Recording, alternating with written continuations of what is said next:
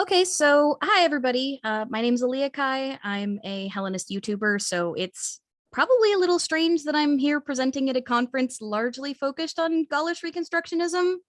However, Conobellinus thought that I might have insight that's useful across traditions, so I'm here to talk about something that I feel affects all of us, especially traditions without a lot of surviving written evidence and easily available scholarship. Let's face it, the Hellenic Reconstructionists, we're all a bit spoiled with our glut of evidence from Athens in particular, and we all know it. I would like to talk a bit before I get too deep into the presentation that I have prepared. This one's going to be a bit shorter, and that is in part on purpose because, well, I don't know how many of you are familiar with my work, but trying to get work done has been absolutely a nightmare from the beginning of this year because I decided to transition to long form, and long form means that I'm actually putting out less videos, but more content than I used to. So the amount of time that I had for an extra presentation was a bit limited. However, I also feel like the topic that I'm going to be talking about, which is the fact that myth itself is not the whole of religion, is something that fits itself better to a sort of forum discussion. So when I'm done with the prepared presentation that I have for you all, we're going to be opening up to a Q&A and a sort of discussion forum. So for those of you that are listening, make sure you prepare sort of questions or comments. I'll be reading them and answering them and or responding to them. And so will Conobellinus and potentially the other co-hosts, because he mentioned that he had discussed this with the rest of the group, because I feel like this is a topic that bridges traditions, and it's something that I'm very concerned about the longevity of our movements if it keeps becoming a problem. So I want people to be able to actively engage with this because this is a topic that prompts a lot of self-reflection, and it's also a topic that prompts a lot of sort of discussion for all these different aspects of it that I'm going to be kind of touching on, but not delving too deeply into. So that's how this one's going to be a little bit different. And with that out of the way, let's get into it a little bit. Just keep in mind questions you might have so we can read them off and respond to them at the end. So, however, the very spoiledness of being a Hellenic Reconstructionist has led to a serious problem with mythic literalism and myth analysis to the exclusion of praxis and charis, which is the Greek sacred reciprocity we as worshippers establish with the gods. And it's a concept that I think applies to the majority of traditions that find their roots in Europe. From what I understand, it's similar to concepts surrounding cantos rati in Gaulish spaces. In my experience, this issue tends to stem from a number of places, the most frequent of which seems to be a form of latent Christianity or leftover Christian worldview that we thought we purged when we began reciprocity with our deities, but stuck around like a burr you didn't notice on your favorite pair of pants. So what do I mean by all of this? Think about, for most folks who aren't Catholic or Orthodox who came from Christianity, what the word worship or practice meant to you back when you were Christian. For many, it meant daily Bible study and understanding your relationship with the Christian God through words that were said to be left behind through his prophets. These sacred books were said to be divinely inspired, something that in Hellenism at least is also said to be true of the epics and the best poems and plays, as well as the best performances of them, though the Christian conception adds another layer of divine infallibility and absolute truth that isn't quite found in the Hellenic concept. People argued with the poets all the time, and the perpetually cranky curmudgeon Plato wanted to ban teaching them entirely because he thought people were too stupid to understand they weren't literal during his time. But in people's daily lives, the myths largely served as a teaching and explanatory tool. They taught folks about how the gods were interconnected, how their time or honors interacted, and sometimes appeared to explain how certain practices or the preservation of certain cultural concepts were said to aid in upholding the universal order of the gods. Myth serves a similar function across cultures. There's truth in it, sure, truth about the gods, but the truth lies in the interpretation. The separation between the capital T truth that inspired the myth and the cultural lens from which it is written. This was part of the introspection that many pagan children underwent when they were raised by pagan parents, surrounded by a pagan culture that reinforced their beliefs and practices. What I'm saying is, myth didn't exist in a vacuum separate from those things. It was a part of a cohesive whole that included praxis, and that praxis often appeared to contradict the myths. For example, Panathenaia, a procession, happened every year with the priests of Athena and Poseidon together to their respective temples at the Agora to make offerings at the same time to each. If you only looked at the Odyssey, that would appear to make no sense until you realize that in the wider cult and even other myths, the two had many overlapping, though also distinct, domains and aspects. Poseidon brought horses into being. Athena invented the bridle that allows humans to make use of them. Poseidon is the fury of the sea itself, and Athena presides over the skills related to sailing and shipbuilding. In Greece, at least, the myth-making never ended because it wasn't taboo to tell more stories about both gods and society through the lens of cultural tradition and those already understood to be foundational. Most ancient plays were sophisticated fan fiction of the epics, including epics that didn't survive, and commented on the contemporary culture much the same way that modern stories written by polytheists about gods comment on ours. But wait, you might be thinking, we don't have that problem. We don't have a lot of surviving myths, mostly just inscriptions and archaeological evidence and the very self-centered and downright hostile accounts of the Romans and others. So how could we? We focus on linguistics. Here's the thing, though. There's another form of myth-making, one I'd say isn't unique to modern polytheism, but is certainly a plague afflicting it.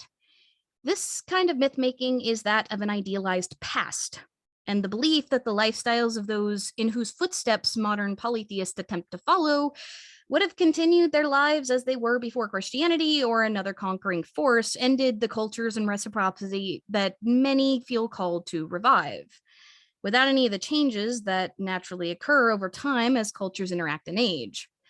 It can take the form of studying surviving linguistics and scholarship almost to the exclusion of praxis and sincere worship, and prioritizing those ancient sources so highly that any modern innovation becomes taboo, or where modern myth makers attempting to fill in the gaps with a culturally relevant or modern understanding gleaned from shared experience are treated as pariahs and cult leaders without any evidence of their intentions.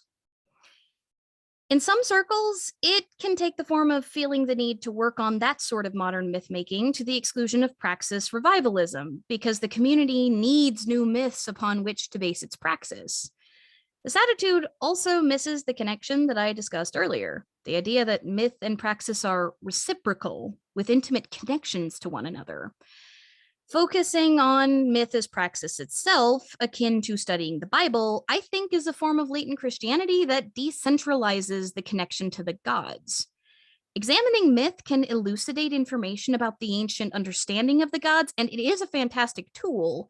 But the idea that ancient myth somehow is more authentic and important than modern, say, SPG or modern myth-making that comes from an informed and respectful place is one that I don't see serving the communities on the whole if we want to build foundations that last well into the future. How do we think the ancients came to their myths? Obviously, there were cultural lenses through which they viewed the gods, and some of these cultural concepts are essential to understanding the gods even in modern times, but do we truly want to take the position that our relationships with the gods cannot change in some way due to the needs of our modern cultures? That they wouldn't have changed had the events that led to the extinction or syncretic erasure of the context for many practices had never occurred? Myths feel essential. And don't worry, I'm not saying that they're not important. A big part of why myths feel so dominant is because much of what has survived for many cultures and many practices is myth. Because praxis was taught through doing, and modern polytheists often feel disconnected from praxis because most of us weren't raised and taught that way. Most of our sources don't talk about the doing because why would they? It was common knowledge. So why would anyone write it down outside of depicting it as normal activity when plot relevant to a myth or another tale? Think about our modern stories in media and something as common in our daily lives as, let's say, I don't know, a toilet. Aside from gags and comedies or introspective moments and a somber reflection, despite the high importance an object like a toilet involves in modern society, we won't see a lot of operation manuals or stories written about their operations survive if our current cultures die out. Many toilets might, but it might be difficult outside of archaeology if one just focuses on, say, written evidence to understand the importance of that space in modern life. You might not have even realized it until I pointed out how much of your time is likely spent on the porcelain throne. Most toilet training happens at a young age and isn't in the majority of fictional accounts, except when it's used to showcase just how bad things can go for a poor mom or dad in comedy. But that's just a physical object we constantly use. If we extend this concept out from artifacts to cultural niceties, local phrasing, or even just your daily habits, how much of just average daily life do we depict in the majority of our fiction? How much Jewish daily life was depicted in the Bible accurately as it happened? In the case of Gaulish reconstruction, from my understanding, myth is largely reconstructed from depictions in linguistic analysis. Think about the kinds of images without writing you can find in our modern culture.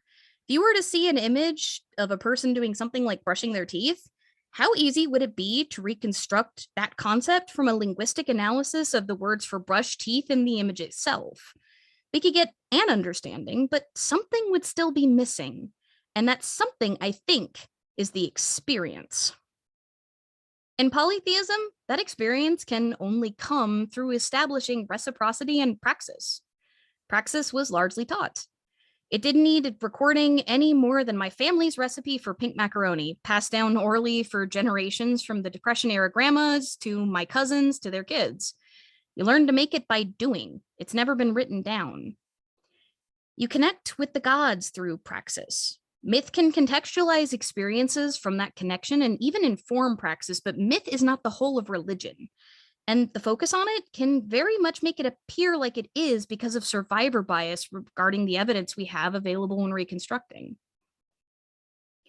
The question that then comes up when I say this as often as not is, you sound like an eclectic, first off, and second, without a focus on myth and linguistics, how do I know if I'm doing it right? And to that first part, I mean, fair, but as I said at the beginning, ultimately every practice started as unverified or shared personal gnosis or personal experiences that two or like one or more people shared that led them to believe that certain praxis pleased the beings in these experiences that they revealed. I'm sure there was a certain degree of trial and error, in much the same way that people tend to put their feelers out, as it were, when they first get to know a new friend, to see what they enjoy and what they don't, what discussion topics and personal activities are shared, and which are hard boundaries. Many of the solutions reached are cultural, sure, but as cultures evolve and change, praxis does too.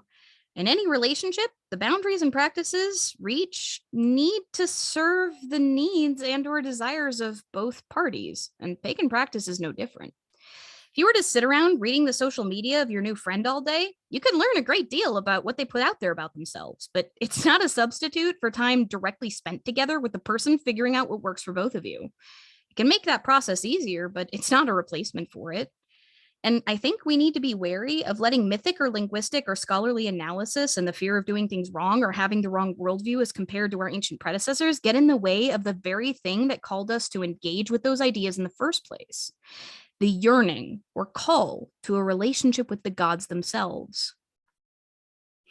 As a community, if we want our work to last, we need to place our focus, both individually and as a collective, on sinking deep roots of praxis from which other aspects of religion like myth, holidays, and theology can grow and thrive. And a large part of that also needs to come from the understanding that the worldview of the ancients in part came from reciprocity with the gods, and discoveries from them, sure, but also from their own culture and experiences. Ours are no less valid. And the only way those of us from traditions with less surviving evidence, or even reconstructing from a culture like that of ancient Hellas, where there's so much evidence from everywhere of a specific sort that it becomes overwhelming, is to return to the core reason the ancients created what they did and remember the agency and influence of these beings, and that it didn't end when reciprocity appeared to. Why would we worship them if it did?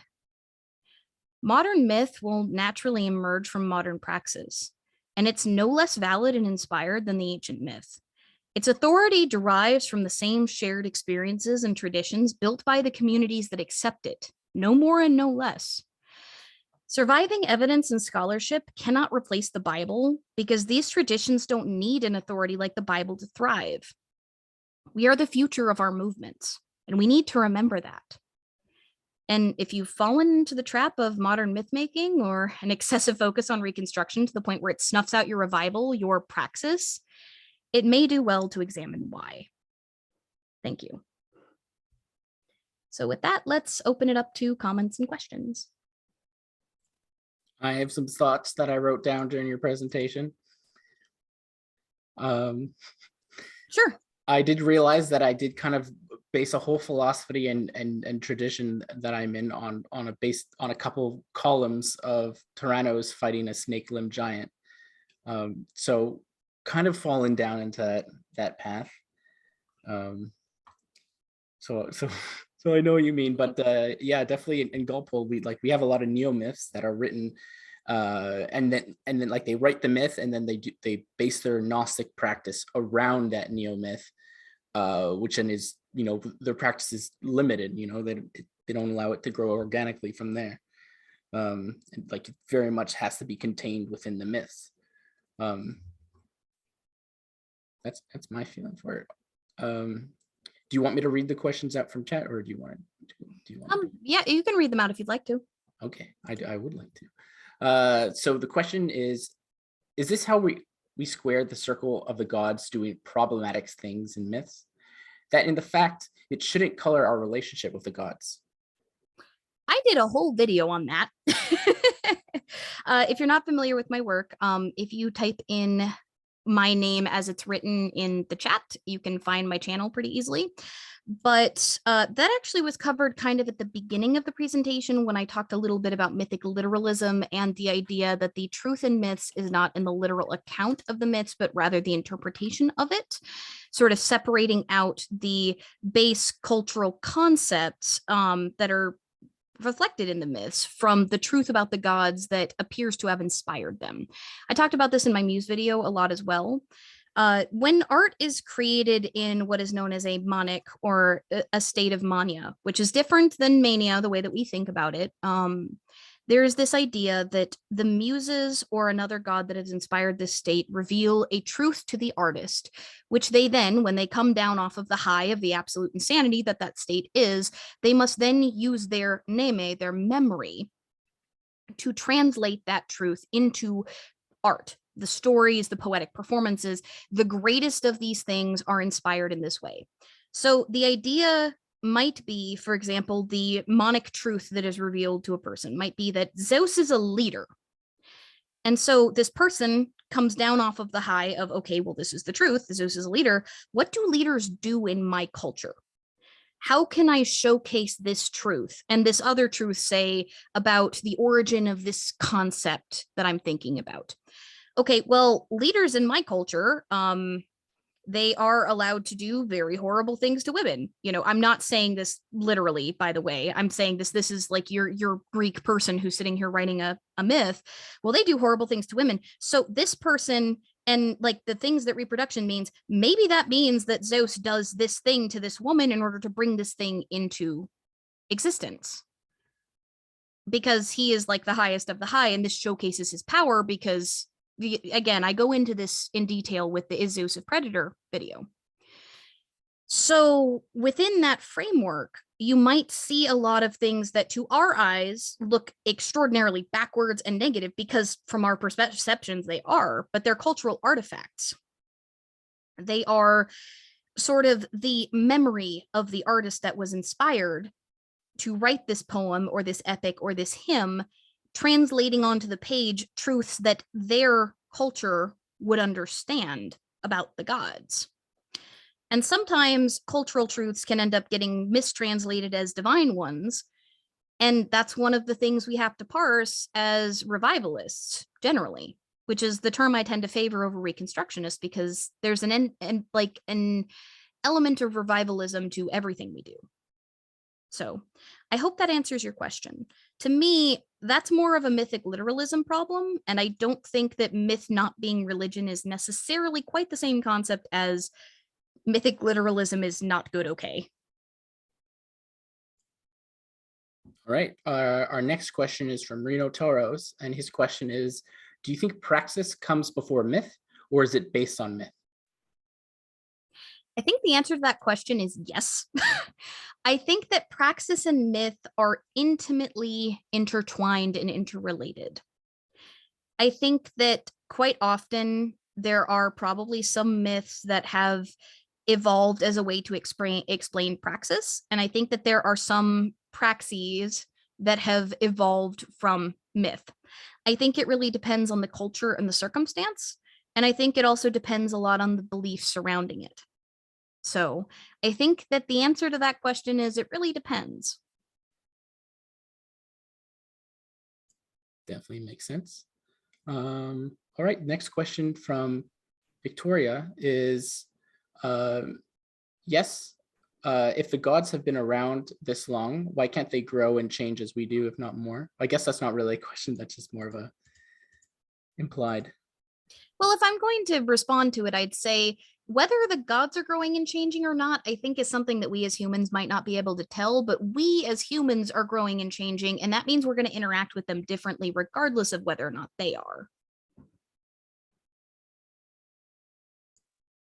Absolutely. All right, the next one is also not as much as a question, is more of a comment for you to potentially respond to. From Knack, my spouse and I compare this to superhero stories. A few different people have been canonical killers of Batman's parents. Do the differences really affect your relationship with Batman? Were you to worship him? There's actually another video on that. It's, what to do when the myths contradict. I think that what that does is it gives you a different understanding of different aspects of Batman, as it were, like different aspects of his trauma. Now, granted, the comics are a little off because like Batman is more of a title than just a specific person. So I'm not sure how good of a comparison that is. But if you were to assume that they were all the same Batman and these were just different versions of the same human, as it were, then in that way, the different revelations about the different stories would give you different insights into different aspects of his character because these events didn't literally occur.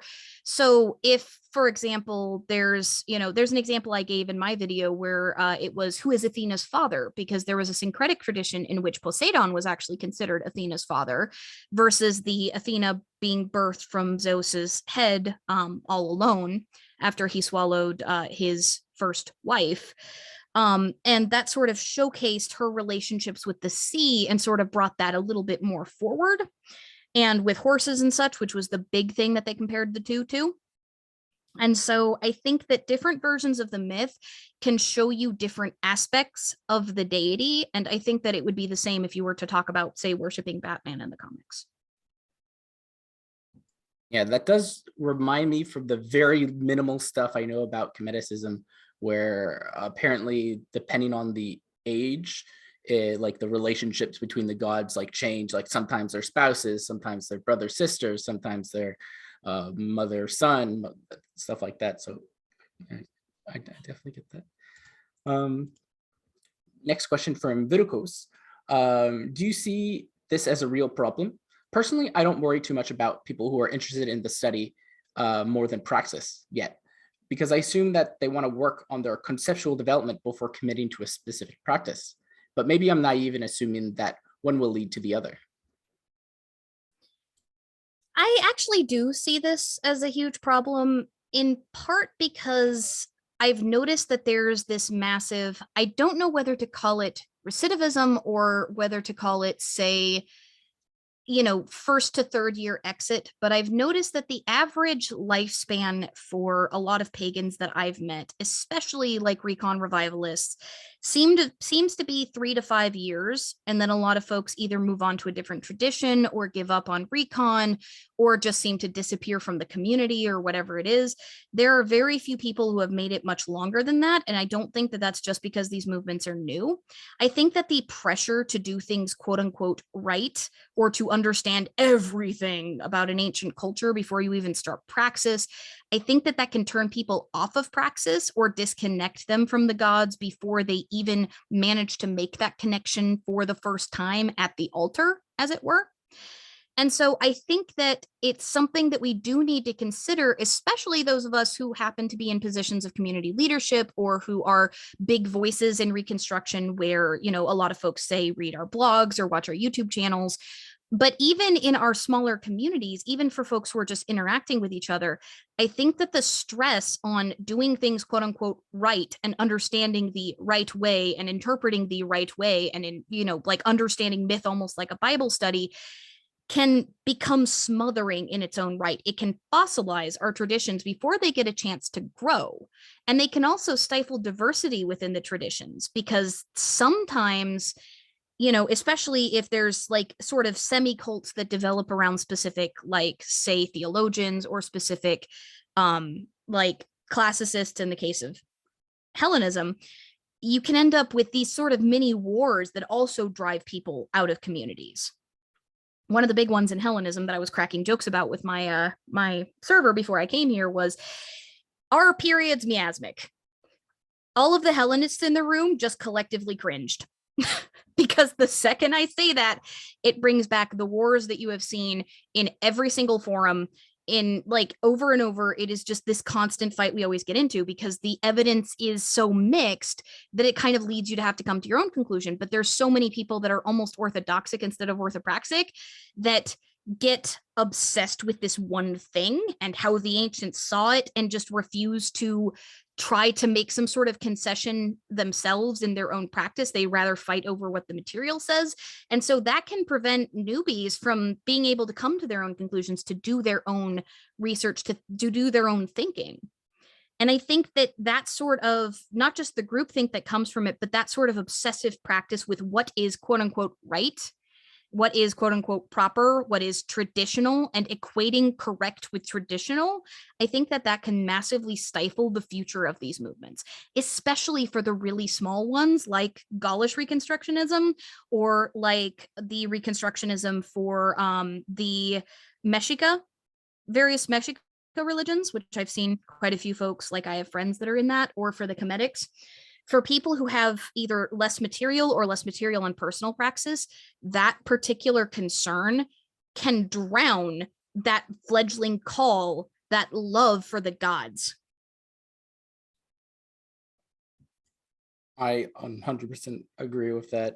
In Galpol, yeah, we've kind of gone through, you know, similar things, but just on a smaller scale. You know, with people appearing, being very excited, being very overwhelmed, disappearing. You know, a flow of people coming in and out, and you know, I mean, as far as, you know, our more active phase of Galpol, which hasn't been very long, it's only been about maybe 4 years that this organization has really been like active and really like super active, and only in the past two because of that. So we haven't really gone through a lot of those cycles yet, but I have already started seeing that. And Well, weren't there also some major schisms because of neomyths as well that have happened in the Galpol community? um, there have been schisms, but not necessarily over the neomyths. But there are those who would, you know, lean heavily on their myths and develop outwardly from the myth to base their practice off of. Some things that, you know, people sometimes disagree over, and not to, you know, ruffle any feathers to go over it, is like, you know, one that we can more jokingly talk about is the colony calendar. Whether or not it starts in the fall or the spring has been, you know, an issue of contention. But more, you know, more recently, issues have come up where it's like presenting, you know, Gaulish polytheism as, you know, a singular way to do it, where Touta Galation comes from a perspective of it's an umbrella of many different frameworks and practices, of all different types of Gaulish polytheists who syncretize their practice and find different inspiration for their practices, while others might disagree and say it needs to be more specifically based on, you know, central Gaulish practices, and kept still like very much within, you know, the central Celtic Gaul practice. Segermaros, yes. I do want to read out what Segermaros says. Let me be the first to say that my original concept was to minimize the amount of orthodoxy and leave many aspects up to the individual. For those of you who don't know, Sagarmaurus like quite literally started the modern Gaulish polytheism movement, where, you know, there's been, you know, memories and stuff before him, but he's the first one who actually put everything together. A lot of it had to be tied together with, you know, bits and pieces of Wicca and Irish polytheism, just because there wasn't enough that we had at the time. And you know, Senebeso Sagarmauri, as we call it now, his, you know, his way of practice is very much you know, very easy for people to come into it. So yes, his very original concept, Sagarmaurus, I have to agree with you 100%, is to leave a lot of up to the individual and just, you know, make a system that is very easy for people to step into. That's very much what I'm trying to do with common Hellenism as well, since there are, like, you know, there are a number of, I guess, traditions within modern reconstructed Hellenism. They're not to ruffle any feathers. Well, maybe one, because, you know, can we just say, can I get a no xenia for xenophobes in the chat, please? Because yeah, like the YSCE doesn't count. But like, as far as the different traditions, there's the Julian Hellenists, which are almost religio romana in their reconstruction. They're very, very rigid. They tend to be Neoplatonic. They tend to be very focused on that sort of thing, anti-magic. And then you have the more eclectic folks. You've got the Orphics, which they have their whole tradition that they've built, and there's a couple of different branches of that. And like, one of the things that I noticed was kind of missing is if you didn't join an org, you were kind of reconstructing off of a whole bunch of like disparate blog posts and other things. And so that's part of where my channel came in, was I wanted to try to build based off of like 4th century and before, like 4th to 8th century Athens, a sort of common Hellenism, the way that like a farmer would have practiced it, right? And so that's kind of what I've been trying to do as well. And I definitely understand that sort of impulse, because if you don't have a firm foundation, it's hard to feel confident to build. And I think that that's part of the problem where myth becomes religion also, is how do you build confidence without doing? You did miss a question, by the way, above that comment from Kai Rose at. Oh, right. Yes, I have it written down. I just got distracted with my own thing. I apologize. But Kai Rose says, I have a question. From your perspective, do you believe that eclecticism and reconstructionism belong on a spectrum? So I think that actually it's more like tradition versus eclecticism, because let's face it, reconstructionism, it would be tradition if like we had access to that to the modern day, right? I think that they're both essential, honestly. I think that innovation is essential for revivalism in the same way that it has always been for culture generally, for humans generally. Like, we want new things, we want new stimulation, but tradition grounds us. So I don't know if they're necessarily a spectrum per se. I think that maybe how you implement them and how you weight them might be in your personal experience of them. But I think within a movement, I think that they are two sides of the same coin. I think that grounding in tradition and building eclectic practices off of it, given that not everything has survived, in fact, the majority of things have ultimately been lost, and we can only just begin to guess at a lot of these things based off of what surviving evidence we have, and especially linguistic analysis, but also just generally the things that we understand and like the way that the scholars put it together. Because there is so much that have been lost, even to cultures that like, and reconstructionist traditions like, say, Hellenism, that have a boatload of evidence, a glut of it, to the point where, you know, digging through it, there's so much contradiction. It's like, well, how do I choose what to do? Well, of course, you ask the gods, right? And sometimes people who like cite themselves as eclectics find out that the practices that they arrive at, because they work, end up mirroring reconstructed practices anyway. That happened to me. I was not a reconstructionist when I first came to Hellenism. And like, I had an entire, what I call a year of mania, which was basically an entire year of just absolutely frenzied creation. This is back when I was an author, well before I became a public figure, like as a YouTuber, well before I ever had any aspirations whatsoever to be a YouTuber, which, you know, frankly was a choice I don't feel I fully made either, but that's a story for another time. When I first started praying, before I started following the calendar and everything else, when I was doing this sort of days of the week sort of improvised thing to try to start establishing relationships with the gods, I started calling the muses at the beginning and ending of every writing session. Well, lo and behold, later on, when I started studying theogony, I discovered the line from Hesiod about calling the muses first and last. That's a modern innovation. It felt eclectic. It was something I did with no grounding in history whatsoever, and yet it was there. I did it because it felt right, but it turned out to be recon. And there's a continuous sort of joke in my community about another member of the community who continuously does things and then later finds out that they're Sumerian recon. So I think we need to learn to trust our relationships with the gods. Grounding in tradition is a good thing, especially if it gives you confidence. But ultimately, the things you're going to learn the most are going to be together with the community and standing at the altar. Because ultimately, it's your goddess with the gods.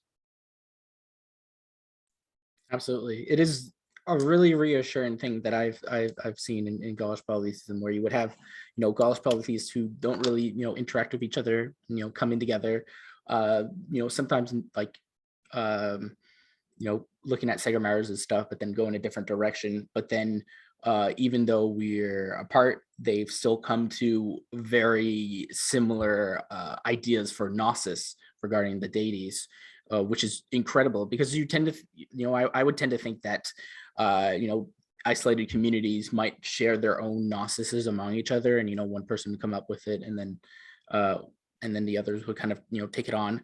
But just to have, them come up independently is just the most fascinating thing. And that's what I like you were talking about before, where it's like, it's about bringing, the religion, not in like bringing the religion into like the modern day, and allowing for the like modern myths and stuff like that to come out of it. But we do have Looks like we got another question. Yes. So Matt says, how do you make peace with the stress that Reconstructionism can cause and make for with trusting your own choices and experiences? And what advice would you offer individuals trying to do the same? Would you like to take this one too, Conabilis? Because this one sounds like something that almost any one of us could answer. So I've got my answer, but obviously you might have an answer as well. Oh, for sure. But after you. So for me, I took it one day at a time. My focus was on practicality and on what can I do to honor the gods within my means as frequently as I possibly can, and what can I do to make that process easier on myself. For me specifically, Athena very much called me to be a recon, and I, the rebellious shit that I am, refused to do that for the first couple of years, but she was patient. And I got nudged closer and closer to doing more Reconstructionist revivalist practices, but I integrated them over time. Like cleansing of miasma was the first one. The next one after that was slightly more traditional offerings, things like libations of wine and incense. Later, I studied traditional sort of prayer composition and started writing some of my prayers until it eventually became more natural to just say them in the traditional format. The key was, what can I do to ensure that I still show up at the altar regardless, if I can, if I can afford to, if I have the time? What can I do to make that as easy as possible for myself? What can I already have set up? What can I already have available? What habit can I chain that off of to ensure that that happens? And the more that I spent time there, the easier that got, the more consistent that got, the easier it became to integrate other things into that sort of Reconstructionist view. The easier it got to start structuring my rituals differently, the easier it got to follow the calendar, for example. Making myself a physical calendar, because one that I liked didn't exist, also helped a lot. that I love the hell out of my communalism calendar. That's not an advertisement. It's just I'm looking at it on my wall, and it makes my life so much easier, because when I was trying to do it based off of like online calendars and reminders and such, yeah, it was a struggle. It was not nearly as convenient as just looking up onto my wall and seeing it. And even if that means inscribing dates onto a modern wall calendar for you, if a calendar is an important part of your tradition, taking that time to do that ahead of time, taking the time to pull the offerings out ahead of time if you're in a safe position to do so, whatever little shortcut you can make for yourself to make it easier, the more time you spend in front of the altar, the more messages and insights you will get, and the more confidence you will get, because you will be used to doing it. For me, I've always, really approached life from the perspective is that I'm not going to get it, right. I'm not, and I look at Reconstructionism, I'm not going to be able to to have a religion that is pace for pace exactly the same as it would have been 2,000 years ago. One, Absolutely. I'm not that capable of a human being, and two, that we can't do a lot of things these days. It is a very different world. If I start building a wicker man in my backyard and trying to sacrifice criminals in it, that's going to raise some red flags with people. So that's the way I look at it. I look at it where it's like, I want to get enough, enough that makes sense in the world that I live in. And what enough means is what enough, when it gets to a point and it feels comfortable and the gods are telling me, yes, you're doing it right. And that discernment comes with time too. Like the discernment to interpret those signs is one of those things you develop from practice. It really is. Like it's annoying for the advice to be just do it, but the thing is that kind of is the advice. Because if you let fear get in your way, maybe this is a very art thing to say, it's a very writer thing to say. So if you guys are annoyed by this, take anything I say with a grain of salt. Clearly I'm just a person who makes videos on the internet, so you can ignore everything I have to say if you want to. But one of the things I've learned as an artist, as an author, as a knitter, as somebody who does this stuff not just for a living but also because I love it, is that fear is a very useful tool, but it's not very accurate. What I mean by that is that fear likes to show up and it's kind of boring. It only ever tells you no. No, don't do that. Don't change things. No, no, no, no, no. And it can come up with a lot of elaborate words. It can write entire novels on no, but ultimately they boil down to that single word. And when fear shows up, the intensity of it usually tells you how important something is. Sometimes it's useful. Sometimes it's actually warning you you're doing something stupid. But when it comes to religious stuff, a lot of the time, what fear is doing is it's telling you how important this is to you. And one of the best things that I ever got from my mentor as an author was the advice that feeling fear means this project is important, so you need to push forward and do the absolute best you can on it. Give your all, because your fear is telling you, this message you're getting from your inner self is telling you, this is essential. So that confidence comes from eventually learning that about your fear. And it can come from practicing over and over until it becomes second nature. A lot of what a lot of people would call so-called advanced polytheism, advanced paganism, comes from praxis, but it also comes from experience and discernment. And that only comes when you've interpreted 100 of those omens that you've seen.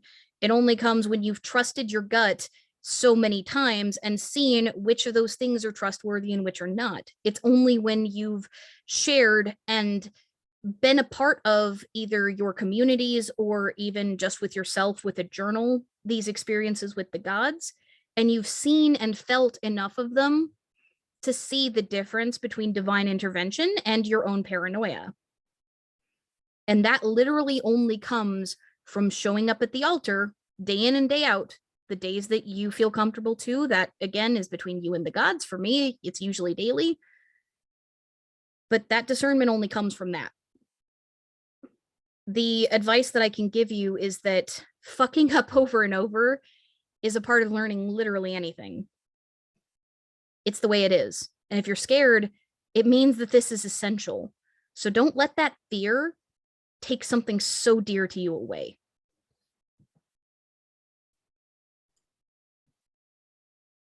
For sure. Moving on to the next question, though, from Viticus, another person, well, similarly academically inclined like Segamaros. He works in the publishing industry, so if you want to make network, he's a good person to work with. But he asks, do you have any advice for people who write modern myths, which will necessarily reflect our modern culture and worldviews, perhaps concerning deities who don't have an extensive mythology attested? Well, I mean, everything I just said about praxis is, of course, important, but my other advice is study writing craft. Because if you are writing modern myths, you are writing them for modern people, and modern people expect certain things out of their stories. If you study things like story structure, not the hero's journey, but proper story structure, and if you'd like, I can give you recommendations at the end if you're like want to forward them to authors that work with you or for your own study. But studying writing craft can do a lot for you in terms of learning how to get your message out there and how to select from available iconography and modern iconography those things which will be symbolic and important in your work.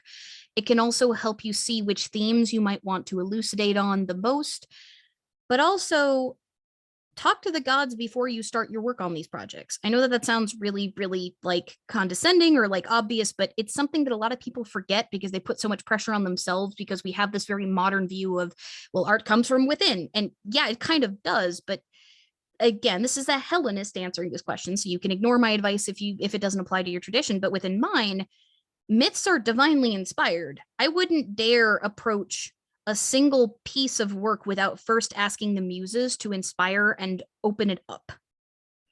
Right? Like, I would not dare write a god profile on any of the gods without first coming forward and asking, how do you want to be seen? Show me what you want your people to know, those who wish to follow you, about you.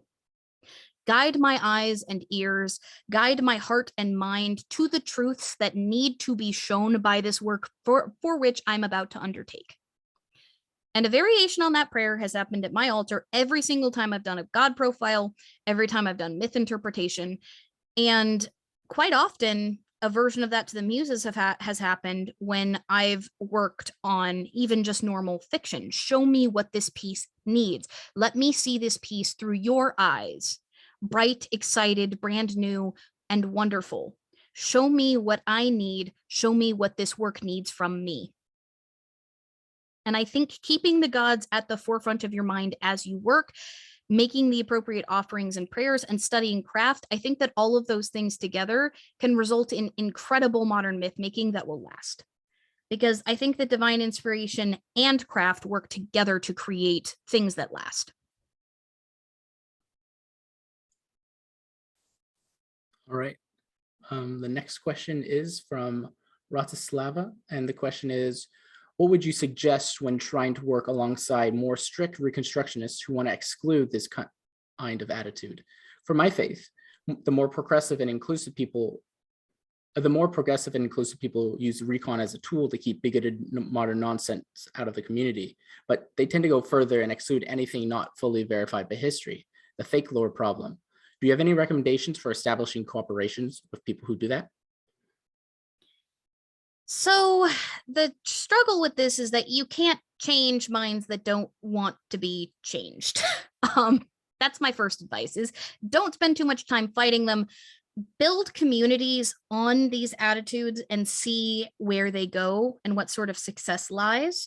Build spaces that are inclusive and built on these principles. Show what this value can do, and those people will either come over or they won't.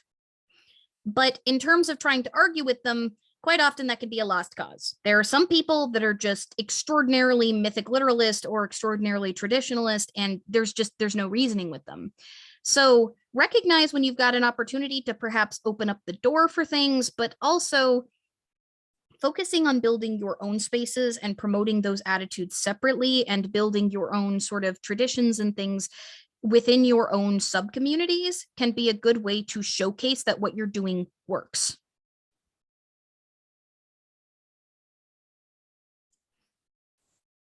All right. And our next question, which might be our last question, if anyone have any more, but it's any advice for dealing with myth or attestation from Christian sources? Most heathen stuff is like that, like the Prose Edda, for example. Yeah, that can kind of be a bit of a struggle. So one of the big things is to look for latent Christianity and learn how to spot it. One of the big ones being, why might a particular deity be demonized within this piece? Right? Sometimes they are, sometimes they're not.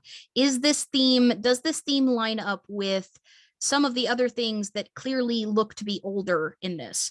This can be a place where you might have to lean heavily on scholarship to parse these things. I know that, again, in Celtic recon circles, a lot of stuff comes from the Romans, and If you've ever read anything from the Romans, you'll know that when they're talking about other people, most often they're actually talking about themselves, and especially things that they don't like about other Romans and the current government. And it was a great way to not get your head lopped off or to get hung up, like strung up and hung up, as it were, because you're actually criticizing your culture by that. Well, it's not us. We're talking about them. Clearly, their plausible deniability was a thing for the Romans, and plausible deniability to some extent was a thing for the Christians. It was also, deconversion was a object for them. So to look at the attitude that the author seems to have toward the material that they are presenting, and to look at the sorts of things that scholars, for example, parse out, can be very, very helpful for that. Another big thing is to work together with the community. And also, I'm going to keep coming back to this over and over, ask the gods. Ask the gods. Before you start your study session, if you're going to be studying that myth, ask the gods. Show me what I need to see in what I'm reading. Show me what is true about you for me in this moment. Show me what I need to know. Because again, as I stressed over and over, our gods are real. They are acting in this world. They have been this whole time. This is why revivalist movements happened over and over through history. This is why people are still called. They're here. They can help you. They can teach you. So ask them to. Give your offering, sit down to study, and pray. Reach out to those gods and trust them to show you. Now, what you learn may be applicable only to you, or it may be applicable to people as a whole. So lean on the community too. But first and foremost, ask the gods. Because there's nothing wrong with it. You're not wasting their time. There's nothing wrong with wanting to get closer to this wonderful being that has called you.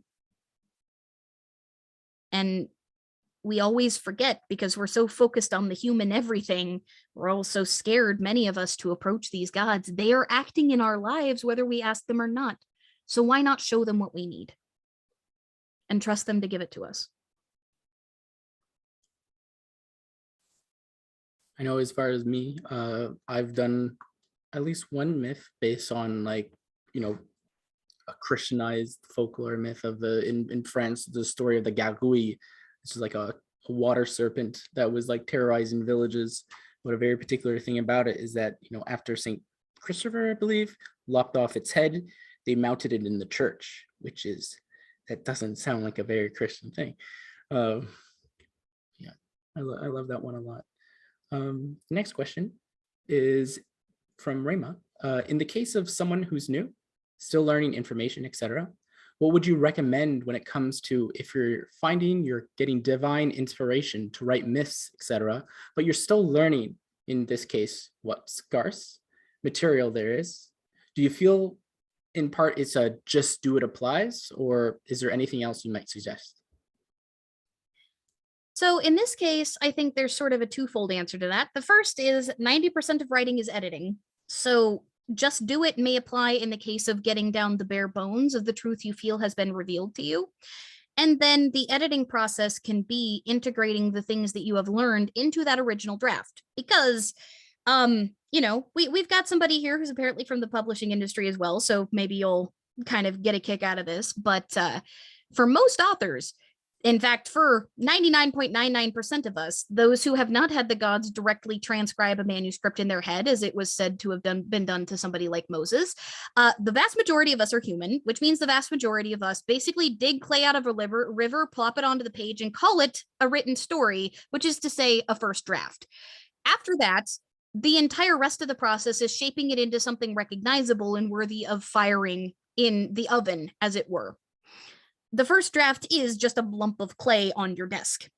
So when you have that divine inspiration, there might be some amazing truths and an incredible core to your story that first comes out, but it's not going to be the final thing that you put out there. So what I would recommend for you is write those first drafts when you have that inspiration, but don't put them out there right away.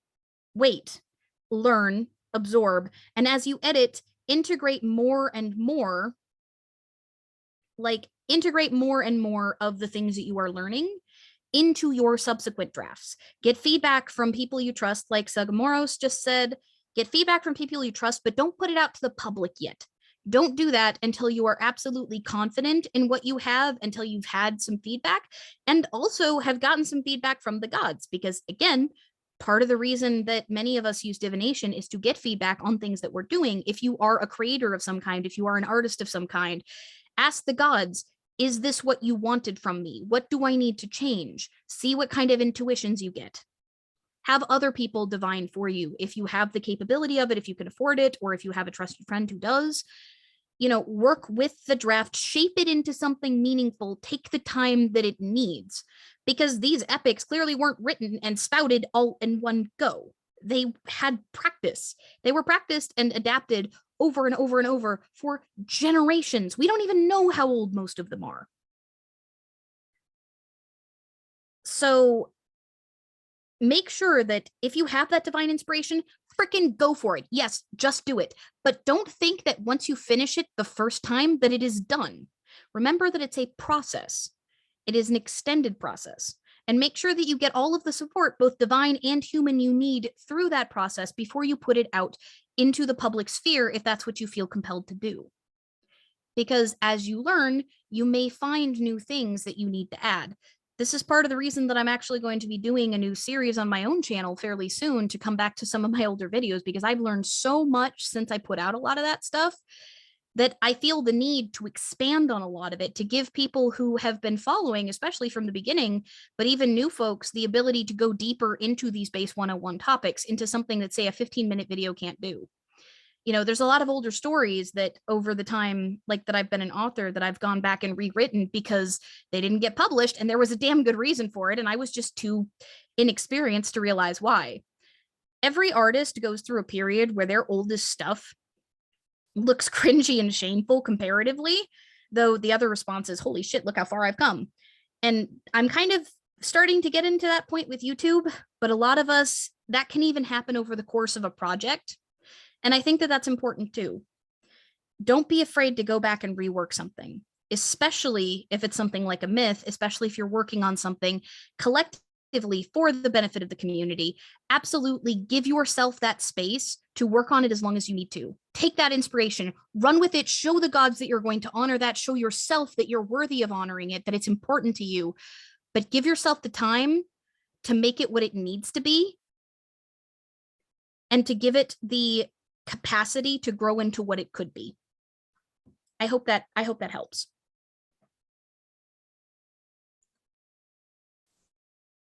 I think so. Any final question while we have Ali as a captive here to answer our questions? Otherwise, I think yep, that was a really good question answer session. Thank you so much for having me. Yeah, it's I was really excited on getting you on this convention, and I'm so happy that you were open to this whole idea, and maybe we can get you and yours to we can work together on more stuff in the future. I would like that very much. Oh, absolutely. I would love to. Like, for those of you who don't know, Kuna Bellinus and I actually met because we have allied servers, polytheistic theology and the Xenia Bridge. And I mean, I've been following your work for a while, and I mean, honestly, that was honestly just an excuse to talk to you in the first place and to network with you. But I'm very glad for our partnership, and yeah. Nertatis, would you like to take it away? Sure. Thank you very much, Aliakai. I really appreciate you coming on. Well, it's been a successful night. I appreciate everyone coming out and attending and taking part in the discussion. This has been a fantastic event. Thank you, Kuna Bellinus, for taking over emceeing as I recover from cramming for my presentation. It's been a fantastic Comerton. I really appreciate the fact that we brought in so much from different communities and been able to all come together. So I really hope that everyone here will be able to join us tomorrow. but like we said, different time zones. So if you are, that's okay. But we do have some great presentations lined up. I'd list them, but I've been bombarding our social media with every single presentation. So, but it is starting at 1:30 p.m. Eastern time tomorrow. So yeah, this is only day one. We have another day of events. I won't be presenting next time, so I'm looking forward to just watching. But thank you everyone for coming out. We're going to close it out here, and looking forward to day 2. Take care.